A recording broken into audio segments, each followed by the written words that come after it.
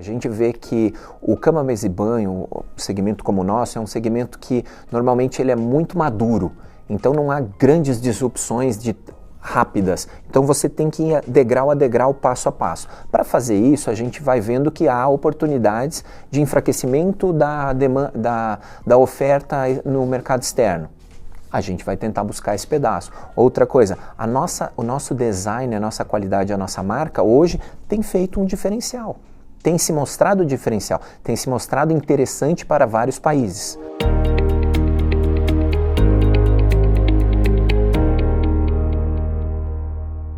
Uma empresa têxtil que está no mercado brasileiro há mais de 70 anos. Começou com um alemão, o engenheiro Friedrich Budemeyer, que veio da Alemanha ao Brasil após dificuldades com a Primeira Guerra Mundial e fundou em Santa Catarina uma fábrica de teares.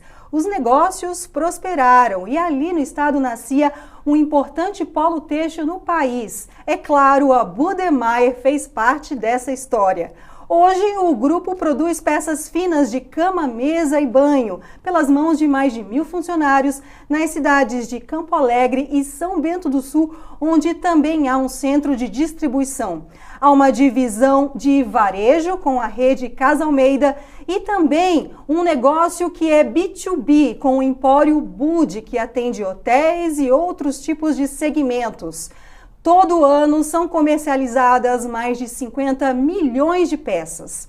O All Líderes de hoje traz a 4ª geração de liderança da Budemeyer com o CEO Rafael Budemeyer.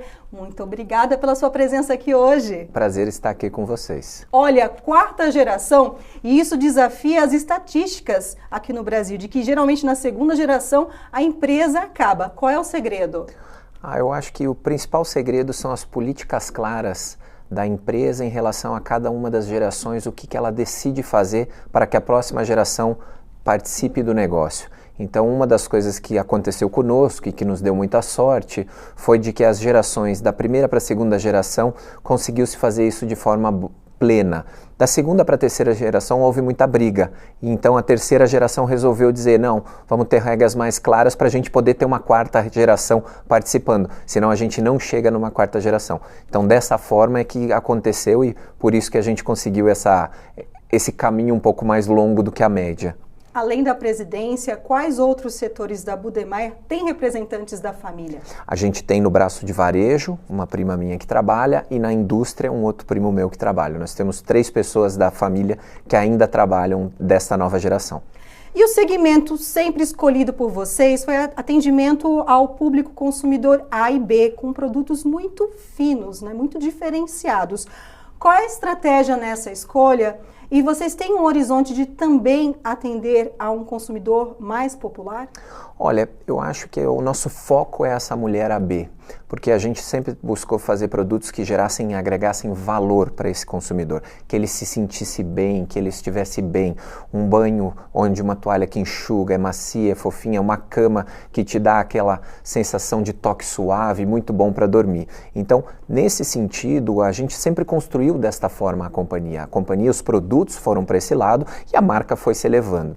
A gente não diz que não trabalha com outros segmentos, é só o foco mesmo, mas a gente tem uma chance de entrar em mais mercados, como o mercado C, por exemplo, no banho. Ele permeia muito mais, ele permite muito mais espaços pelas faixas de preço que entram nisso. Então, sim, dá para você ter um produto legal na sua casa fazendo isso. A conversa é mais com a consumidora das classes A e B, por quê? Ela é uma consumidora antenada, a gente sempre fala, antigamente era uma dona de casa, hoje ela é a dona da casa. É ela que decora, é ela que escolhe, as escolhas são delas, então ela tem essa força, né? Essa opinião e essa personalidade. E essas personalidades é que a gente busca atender e trazer para esse consumidor. E é isso que é trabalhado no marketing. É isso que é trabalhado no marketing, é isso que é trabalhado nos produtos, inclusive. O lifestyle dessa pessoa, momentos de vida dessa pessoa, baseado numa qualidade que ela espera e que ela almeja. E, Rafael, a criação de novidades pela Budemeyer, eu fiz uma pesquisa, obviamente, para essa entrevista. Tem um acampamento do futuro, que são barracas lindas, luxuosas, aconchegantes, ali com produtos de vocês, inclusive a cobertura, né? A linha Luxus. O que mais tem? o tempo todo a gente tem que estar inovando, a gente acredita em melhoria contínua. Então, como o acampamento do futuro, era para mostrar o que a gente vê de futuro, quais as tendências de moda do mundo que vão se encaixar na sua casa, que vão se encaixar nos produtos que essa consumidora vai escolher, que oportunidades ela tem, que novas tecnologias estão acontecendo. Então, tudo isso combinado para trazer valor, para trazer um produto bacana, uma coisa legal para essa consumidora. Hoje em dia é muito importante, principalmente quando a gente fala do sono, de ter uma qualidade de sono. Então, um dos trabalhos que a gente faz é ajudar você a dormir melhor, porque você está dormindo numa sensação que te agrada, numa cor que te agrada, num ambiente que te favorece. Tudo isso faz bem para a pessoa. Como é que vocês identificam esses pontos necessários para a inovação? Muita pesquisa, isso tem muita pesquisa por trás em relação não só ao consumidor, mas também tendências. Você pode ter tendências de moda ou uma tendência de tecnologia, por exemplo. Um novo acabamento para tecido, uma nova formatação de tecnologia, inclusive até em embalagem. Você pode ir para vários pontos dessa cadeia onde a gente trabalha esse formato. E esse trabalho com segmento B2B, business to business, hotéis, rede hospitalar, como é que isso é feito, é conduzido? Eu pesquisei, inclusive, que vocês trabalham com cartão BNDES, produtos personalizados. Como é que vocês conduzem esse trabalho?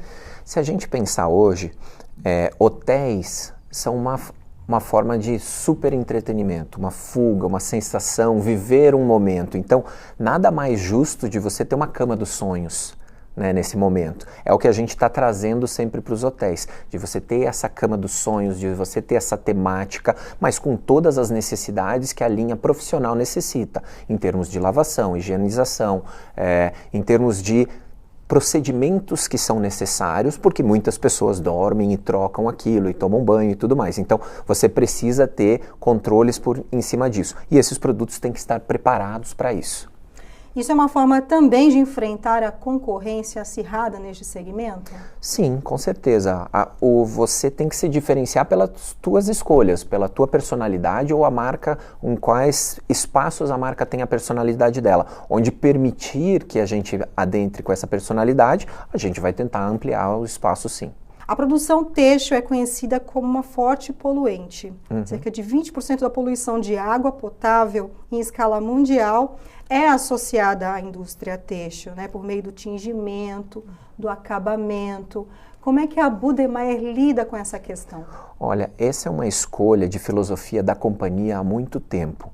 Nós sempre tratamos essa parte de meio ambiente com uma força muito grande. Mesmo antes de existirem leis mais fortes em relação a isso, desde a década de 80, a gente já faz tratamento de efluentes, onde a água sai mais limpa do que ela entrou. Então, esse conceito de participar e coparticipar da natureza onde você está, vem acontecendo. Sim, sempre se diz que a indústria têxtil é uma indústria poluente, mas a indústria têxtil brasileira não é desta forma. A indústria têxtil brasileira tem uma força muito grande em saber fazer isso. Até porque o Brasil foi um dos primeiros a trazer leis ambientais mais modernas, que exigiram isso também desse pacote. Na década de 90, final da década de 90, entraram leis que eram muito mais rigorosas que nos Estados Unidos, Europa e Ásia. Então, assim, isso fez com que o brasileiro se preparasse para essa outra fase do mundo, essa fase global que mostra isso. Então, assim, a indústria têxtil brasileira é muito forte nisso. Ela é muito mais preparada do que outras indústrias que poluíam muito, especialmente em água. Né? E energia. No Brasil, a gente tem uma dominância de energias não poluentes, como a hidrelétrica, né? A solar, a eólica, tem um percentual muito forte disso, então isso também tem impacto menor. Tanto que, por exemplo, nós temos há mais de 5, 6 anos certificação de carbono neutro. Nem se falava em carbono neutro há 5 anos atrás da mesma forma que se fala hoje de ESG e tal. ESG é uma filosofia, dia a dia, todo dia, tentando melhorar o que você faz e não só um símbolo, um status ou uma plaquinha. Para nós é um trabalho contínuo. De que ordem é o investimento da Budweiser em sustentabilidade? Olha, desde que a gente começou a empresa, se a gente olhar em processos produtivos, em processos de pequenos, como trocar embalagens plásticas por embalagens de tecido, a gente pode pegar números expressivos dentro do nosso faturamento. Aqui eu não vou conseguir te dizer precisamente o valor, mas são números bastante importantes. Em relação à tragédia que a gente acompanhou no Rio Grande do Sul, qual foi o impacto à empresa? Teve todo tipo de impacto. Primeiro, o impacto emocional, porque todo mundo se sente aquilo também, porque queira ou não queira, são pessoas, são conhecidos, são clientes, são consumidores, então teve um impacto direto nesta parte emocional, tanto que a gente fez uma série de auxílios, uma série de ajudas para o pessoal do Rio Grande do Sul, não só vias formais, como vias informais, onde a gente tinha clientes que tinham estoque, ele falou, posso dar o estoque de Budmeier para os meus funcionários, porque eles precisam, porque eles estão sem travesseiro, estão sem coberta, e a gente, sim, claro, vamos junto, depois a gente vê tudo que precisa tecnicamente, mas dentro dessa parte a gente foi muito atrás disso. Mas, obviamente, o pessoal do Rio Grande do Sul tem uma luta grande de reconstrução. Houve uma queda de vendas, mas esse é o de menos. O mais difícil agora é essa reconstrução estrutural no Rio Grande do Sul. O Rio Grande do Sul precisa de muita força para melhorar a sua estrutura. Caíram pontes, casas, e isso não se constrói em 3 meses, 4 meses, isso leva um tempo maior e precisa de um investimento sério. E o que vocês fizeram para lidar com essas questões logísticas, mão de obra, enfim, vocês estão em outro estado, mas de que forma isso impactou a Budmeier? Afetou muito, principalmente para a distribuição de toda essa parte do Rio Grande do Sul em si, né? Santa Catarina, mais no sul de Santa Catarina, mas no Rio Grande do Sul de todas as fases, de você ter que olhar caminhões próprios para poder chegar em determinadas localidades, você ter que esperar CDs de centros de distribuição de redes maiores não funcionarem, então realocar todos esses estoques para outros locais para poder, quando estivesse preparado, poder voltar. Então uma série de fatores assim, e dando prioridade inclusive para faturamento para locais como os supermercados no Rio Grande do Sul, porque eram locais que conseguiam atender o público ainda, atender no sentido emergencial, de poder comprar uma toalha mesmo que a preços que o supermercado estava fazendo mais barato, mas poder ter mercadoria, poder ter produtos na mão. E as políticas de diversidade da Budmeier, como estamos? Olha, a gente sempre acha que é um bom tema, porque assim, a gente não vê que diversidade é uma política que tem que ser agora colocado de novo num pedestal e tudo mais. Isso é todo dia. Você tem que incluir as pessoas todo dia. Como vemos em uma cidade pequena, todo mundo conhece todo mundo. Todo mundo interage com todo mundo. Então não importa muito religião, cor, tamanho, ou qualquer coisa dentro dessa. O pessoal vem para ser inserido naquela comunidade. Então é muito comum para nós a gente ter de todos os tipos de etnias, por exemplo, trabalhadores. Até porque a gente, como trabalha no mundo global, a gente acaba tendo de outros países, de outras localidades. O que aconteceu nos últimos anos, que aconteceu mais do que o normal, é a migração venezuelana. Nós tivemos muito mais pessoas fugindo da Venezuela e de todas as suas mazelas e que vieram para o Brasil para buscar uma nova oportunidade. Isso bateu em cidades pequenininhas como a nossa, que tem 90 mil habitantes, mas está lá, está sendo inserida nesse processo. Aí você coloca manuais em espanhol, por exemplo, para poder entender algumas coisas que não entenderia perfeitamente em português. Então essas inserções são no dia a dia e não só uma coisa para colocar na mídia. Há uma atenção da Budmeier com a diversidade na liderança da empresa? Olha, eu posso te dizer que uma coisa que na Budmeier já acontece é o seguinte, mais de 70% das pessoas que trabalham na Budmeier são mulheres. Então, naturalmente, as lideranças vão ficando mais de mulheres. Isso independente de outros fatores, as mulheres é que vão dominando um segmento onde elas são fortes. Então, assim, falo, por exemplo, nosso braço de varejo é uma mulher que é diretora. No outro braço, a gente tem uma pessoa que é mais sênior. Então, nós não temos essa briga. São competências que são escalonadas dentro desse trabalho. Ainda dentro do ESG, pandemia, que é uma consequência aí, né, da questão ambiental. Como é que a pandemia de Covid-19 impactou os negócios da Budmeier? Foi transformadora em todos os sentidos. No começo da pandemia, muito desafiador, por todos estarmos fechados, restritos e vamos dizer assim, com pouca informação até aquele momento, vacina, não vacina, vai dar certo, não vai dar certo, faz isso, faz aquilo, com todas as vamos dizer assim, as dúvidas existentes naquele processo. Mas após isso, aconteceu um efeito que para o cama, mesa e banho foi muito benéfico. As pessoas ficaram mais em casa e começaram a ver que a sua casa precisaria talvez de melhorias, coisas novas e tudo mais. E nisso a gente teve um crescimento expressivo dentro disso, o segmento como um todo. É lógico, você depois que faz isso, há uma acomodação normal da pessoa estar saciada, mas naquele momento houve uma valorização. E para nós foi muito importante porque essa valorização aconteceu numa pessoa mais jovem também. Isso foi muito bom para o segmento, porque sempre essa mulher que a gente está falando aqui, essa persona, era de 30 a mais. Na pandemia ela rejuvenesceu. Ela veio para mais de 25 mais. Então a gente trouxe um público mais jovem, mais novo, para se inserir no segmento, o que para nós é excelente. Vamos falar de concorrência? Claro. Concorrência chinesa, como é que está? Assusta? Hoje eu acho que a concorrência chinesa não assusta tanto quanto assustava no passado. Mas a gente não pode esquecer que a China é o maior produtor do mundo. Então a gente tem que tirar as boas vantagens que a China pode dar para a gente. O que a gente tem que olhar é a concorrência desleal. A concorrência que não tem procedimentos, que não tem qualificações, aí sim, aí é um pouco mais complicado. Mas, de maneira geral, a China hoje não é um grande concorrente, sim, talvez vá virar mais parceiro da gente. Da onde vem essa concorrência desleal? Essa concorrência desleal vem muitas vezes de subsídios. Subsídios governamentais, benefícios que você não consegue concorrer contra. Por exemplo, a taxa de juro que é utilizada no Brasil contra a taxa de juro que é utilizada num outro país. Essa é uma concorrência que a gente não tem como combater. Ou uma concorrência de a cada dólar exportado eu te dou 10%. Então é uma concorrência desleal, você está ganhando benefícios em detrimento a outros que não estão ganhando. E numa outra fase, também que nem você falou de ESG, nós todos trabalhando, fazendo tratamento de efluentes, deixando tudo certo, enquanto o outro não faz. Este que não faz é que tem que ser tirado do sistema, esse é o desleal.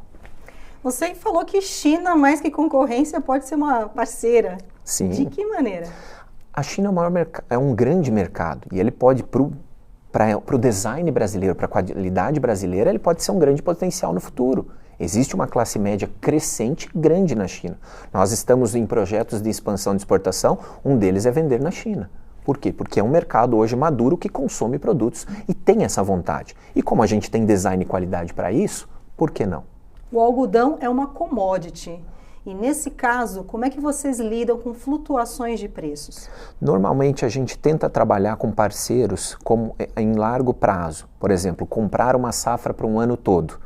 Então você diminui essa flutuação. Obviamente que às vezes existem necessidades de capital de giro maior para fazer isso, mas isso evita que você tenha grandes intempéries, ou você suavize as curvas dos grandes intempéries. É isso que a gente tenta estrategicamente trabalhar. De que mercados vem essa matéria-prima? Do Brasil, a nossa grande parte, né? O Brasil vai se tornar o maior produtor mundial de algodão, se não esse ano, no ano que vem. Ele já praticamente está passando os Estados Unidos com isso. Então, grande parte da nossa matéria-prima vem daqui mesmo.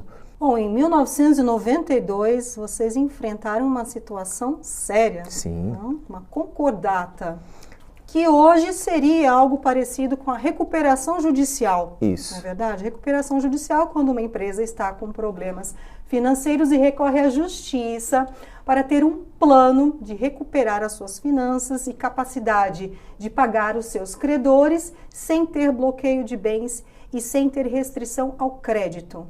A Budemeier passou por algo semelhante, tinha esse nome de concordata em 1992. Isso mesmo. O que ocasionou essa crise e como vocês saíram dela? Olha, naquela época, se a gente colocar, nós estamos falando de um outro Brasil, antes do Plano Real. Planos governamentais como o Plano Collor e tudo mais, trazendo inflações super dinâmicas. Então o que houve foi um bloqueio por parte do capital que estava sendo investido na construção de uma planta, inclusive de Campo Alegre, que estávamos falando, e foi feito esse bloqueio de parte deste valor. A empresa continuou a obra, achando que isso seria desbloqueado. Isso demorou demais para ser desbloqueado. Com isso, fomos obrigados a entrar em concordata. Mas a gente não deixou de pagar fornecedores ou coisa assim, e sim teve que buscar essa redimensão. A concordata naquela época era muito diferente da recuperação judicial em termos de tempo. Você tinha 2 anos para pagar tudo, ou fechava.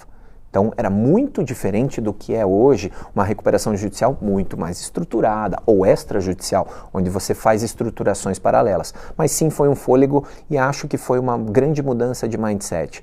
Acordou a Budmeier para ela ter mais melhoria contínua, para ela buscar mais essa melhoria, estar mais antenada com isso. A cultura da empresa evoluiu muito. Quais foram os pontos de atenção nessa época que vocês trazem até hoje? Acho que o principal ponto de atenção foi o que os sócios mudaram na companhia. Hoje, desde aquela época, nós temos um prêmio de participação nos resultados. E esse prêmio de participação pode chegar a 20%, 25% do resultado da companhia. Ou seja, ele é sócio da companhia em 20%, 25% da companhia. Isso trouxe com que todos os colaboradores entrassem muito mais a fundo, se sentissem mais pertencentes, mais donos da companhia. E isso fez uma mudança absurda na companhia. A companhia passou de melhorias grandes. Nós temos um grupo chamado GMC, Grupos de Melhoramento Contínuo. Esses grupos dão sugestões em todas as áreas, desde a área vamos dizer, de publicidade a uma área de logística. Então a gente tem muitas sugestões, inúmeras sugestões dos próprios colaboradores que são premiadas e valorizadas e são implementadas. Isso traz melhoria de produtividade para a companhia. Isso traz ganho de escala, ganhos inimagináveis em muitos casos dentro da companhia. Então isso foi uma grande revolução para nós na Concordata. Trazer mais para dentro o teu colaborador, ser mais dono da empresa. Bom, eu li que vocês estão de olho no mercado exterior, querendo apostar bastante nisso. O que acontece? Por que essa estratégia? E o que acontece com o mercado interno? Já está saturado? Não, eu acho que são oportunidades, são janelas de oportunidade. A gente vê que o cama, mesa e banho, um segmento como o nosso, é um segmento que normalmente ele é muito maduro. Então não há grandes disrupções rápidas. Então você tem que ir degrau a degrau, passo a passo. Para fazer isso, a gente vai vendo que há oportunidades de enfraquecimento da oferta no mercado externo. A gente vai tentar buscar esse pedaço. Outra coisa, o nosso design, a nossa qualidade, a nossa marca, hoje tem feito um diferencial. Tem se mostrado diferencial, tem se mostrado interessante para vários países. Né? E claro, outros casos, como citado anteriormente entre nós, a Argentina, por exemplo, é um caso que estava numa hiperinflação e volta a ser um mercado mais consumidor do Brasil. Então, isso também traz oportunidades de a gente exportar para um vizinho. Mas não significa unicamente que nós vamos para lá. Como a gente comentou antes, caso chinês, caso asiático, onde você tem mais pessoas com poder aquisitivo mais forte e que podem consumir os nossos produtos. Quais são os planos na Argentina?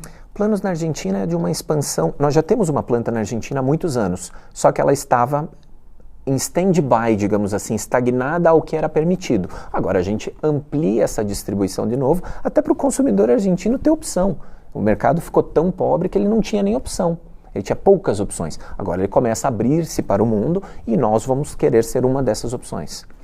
A Budmeier abriu muitos números de finanças, embora seja uma empresa de capital fechado. Muito obrigada pela confiança. E faturamento, números desde 2019, 512 milhões, esse ano antes da pandemia, de faturamento. E aí veio num crescente. No ano passado foram 712 milhões de reais, sendo que desse faturamento 70% referente à indústria, 30% no varejo. Conta mais sobre esses números, Rafael. Eu acho que a gente vem nessa crescente pelas oportunidades que foram criadas e oportunidades que apareceram e que a gente foi apostando. A pandemia foi uma grande virada dentro dos nossos números, como a gente comentou. Consumidores mais jovens consumindo o segmento, consumidores olhando mais para dentro de casa, isso tudo trouxe uma relevância maior para o segmento e a gente aproveitou uma parte disso.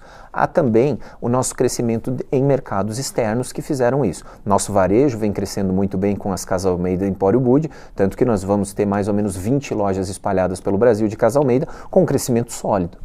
E o EBITDA, vocês também abriram para a gente, né, que é o lucro antes de impostos, juros, depreciação e amortização, que diz muito sobre a saúde da empresa, que é de 15% em média do faturamento. Obrigada por ter confiado na gente, liberado essa informação do EBITDA. Comenta para a gente, por favor.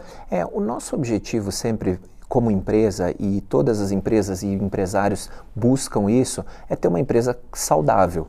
Então a gente busca ter esse resultado saudável para que a empresa tenha continuidade, capacidade de investimento, como você mesmo citou. A nossa média tem sido boa, né? Você sempre vai ter anos difíceis e anos com mais prosperidade, mas você tem que estar buscando uma média que remunere o teu acionista e os seus colaboradores de uma forma que eles consigam crescer junto com a companhia ao longo do tempo.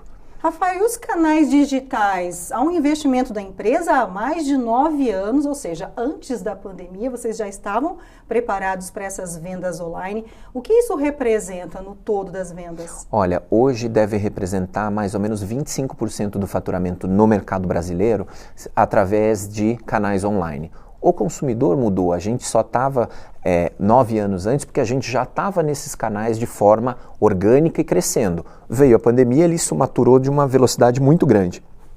Todo mundo começou a consumir online, então esta variação aconteceu e ainda bem que a gente estava um pouquinho mais preparado. E o que é forte? Canais próprios de vendas ou marketplaces? Eu acho que a multicanalidade nisso existe. Não, o canal próprio existe, os marketplaces têm o seu papel porque prestam serviços exclusivos em cada um dos seus canais, trazem para os seus consumidores uma entrega rápida, um benefício, enfim, cada um vai trazer as suas características para o mercado. Para nós o importante é o consumidor estar tendo os nossos produtos na casa dele. Então, essa multicanalidade de modelos online ou físico, o phygital, né, que se diz, que é o físico com o digital, também deve acontecer cada vez mais. E a experiência sensorial da compra presencial? Vocês têm aí um braço forte aí do varejo, que são as casas Almeida. Por que manter isso? É uma característica do produto? É uma coisa que acontece como nós brasileiros e muitos outros locais, é que você gosta de sentir as coisas que você vai tocar. Você vai dormir naquilo, você vai passar 8 horas naquilo, vai encostar na sua pele, né, depois que você sai do banho. Então, você quer saber se aquilo é bom o suficiente. Então, isso acontece. A marca ajuda muito a você ter a confiabilidade porque ela já te entrega isso. Mas novas experiências, se eu trouxer uma nova tecnologia, uma nova experiência, eu preciso ter um lugar onde eu possa contar isso para o consumidor e ele possa sentir. Depois a decisão dele, se é adquirir no físico ou no virtual, é uma decisão dele, mas ter essas opções dele, ter essa sensação, para a gente continua fundamental. Bom, eu vou voltar ao assunto de RH na Budweiser. Como é que é essa mescla na gestão que envolve pessoas da família e também executivos de fora? Como é que isso funciona lá? Olha, a oportunidade é dada para as pessoas da família que se enquadram em determinadas exigências governamentais. Se ela tem essas aptidões e consegue desempenhar um bom papel, ela poderia vir para dentro da empresa. Mas a gente sabe que, por mais que uma família tenha talentos, ela não consegue ter todos os talentos. Então você vai para o mercado e traz outros talentos que são melhores que você em várias áreas. Então é isso que acontece, essa mescla é isso. Não é um sentimento de posse de dono e sim colaborativo. Você faz parte da 4ª geração. Tem gente da 3ª geração também, conselho, que eu vi ali, né? Como é que é isso? Como é que é essa convivência? É muito engraçado, eu até falo assim, porque é uma família, no final é uma família. Só que uma família com coisas profissionais. Então, tem que saber separar o que é profissional e o que é familiar é muito importante. Você tem que aprender a lidar isso com as regras de negócio. Você pode estar muito brabo, brigar hoje familiarmente, entrou na empresa é outra coisa, é profissionalmente. Então, saber dividir isso é o grande desafio que a gente sempre enfrenta. Eu imagino que haja uma grande expectativa em relação à 5ª geração. Como é que essas pessoas aí da sua família são preparadas, ou são muito jovens, ou têm a liberdade de escolha, né? A opção de trabalhar na Budweiser ou não seguir carreira com outra coisa, outro setor. Enfim, como é que vocês endereçam isso na família? Há uma grande expectativa, até uma pressão ou não? Não, eu acho que é uma escolha de cada um. É uma escolha de cada um. Mas assim, é aquela coisa, se você se sente apto, você tem, como familiar, a gente tem a oportunidade de experimentar. Que é fazer um estágio, ver se gosta daquilo, sentir aqueles ambientes. Então isso é uma dádiva pra gente, né? A gente tem uma oportunidade que outros que não têm que batalhar, é muito mais difícil. Mas do outro lado, há uma pressão, lógico, se essa pessoa entra, ela tem que desempenhar igual ou melhor que outros. Então, o que acontece é que não há uma pressão numa quinta geração, são muito pequenos ainda hoje, os meninos e meninas das nossas novas gerações ainda são muito novinhos para isso, eles têm que optar pelos caminhos próprios, têm que ter uma experiência fora, uma das exigências é ter trabalhado fora, estudado fora, outras experiências para daí poder ingressar num corpo diretivo, por exemplo, da empresa. E como é que foi com as gerações anteriores?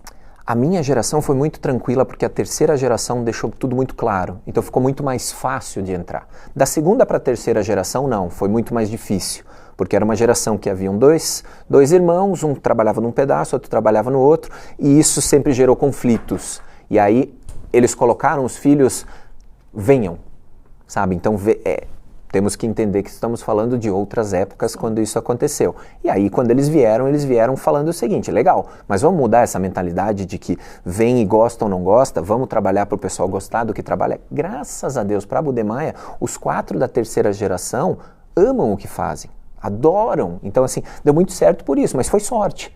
Nem sempre a gente tem essa sorte, né? Então tem que ter essas posturas claras. Quanto mais a geração anterior disser para a próxima geração quais as regras e quais os caminhos, muito mais fácil ficam as transições. Como é que foi para você?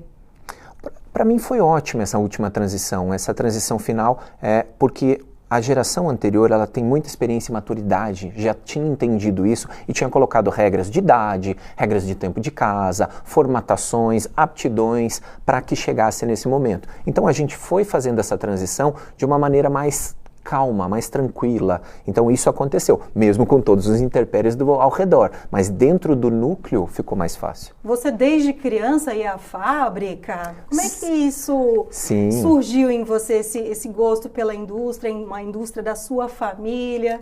É engraçado, porque você não tem você não sabe se você tem isso até você experimentar algumas coisas. Então você vai experimentando algumas coisas e vai gostando. Eu de área comercial, por exemplo, trabalhei em outras empresas, fui para áreas comerciais, trabalhei bastante nesses locais, mas sempre gostei de área comercial. Então, quando eu entrei no negócio da família, eu vi uma oportunidade nesta área, que era a minha aptidão, que era minha vocação. Então, eu trabalhei muito mais em área comercial nesse sentido e isso me ajudou. Mas sim, eu ajudava meu pai com clientes quando era pequeno, ia em feiras internacionais quando ele ia, que ele me podia me levar.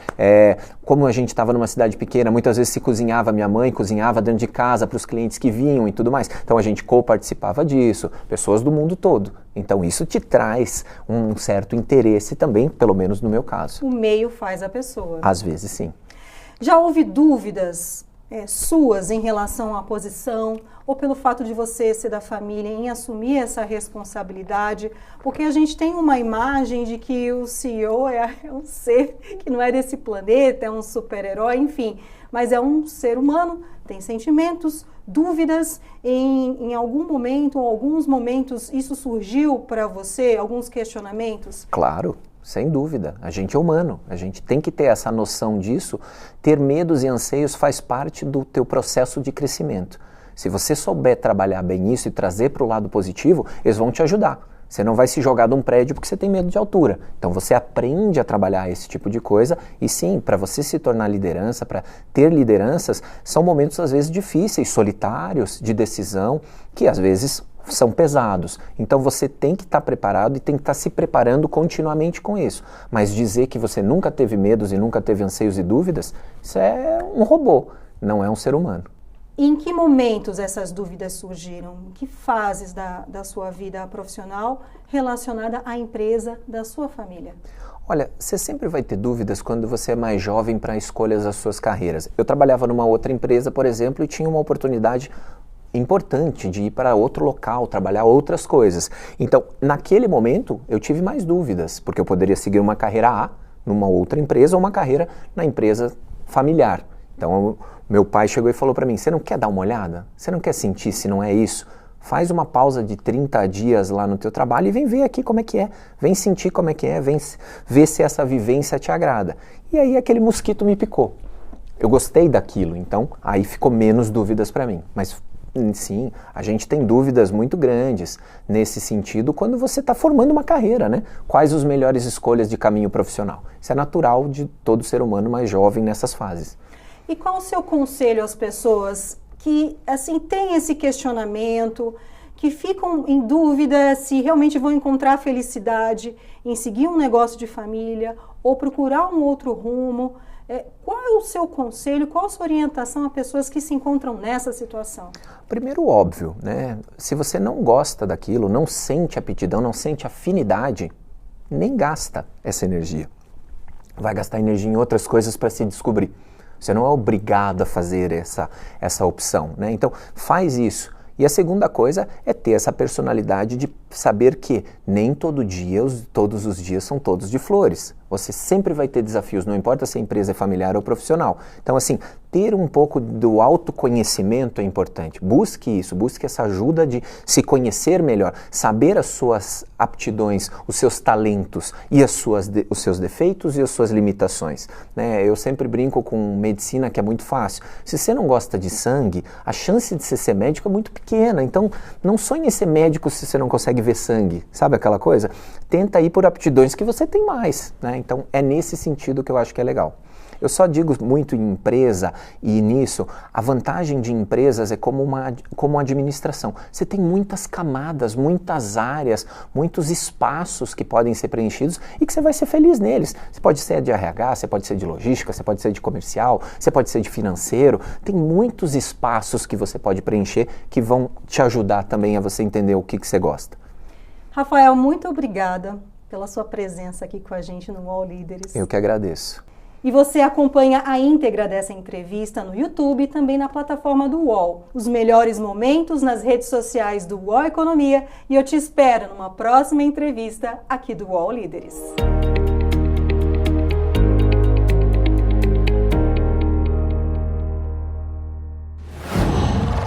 UOL.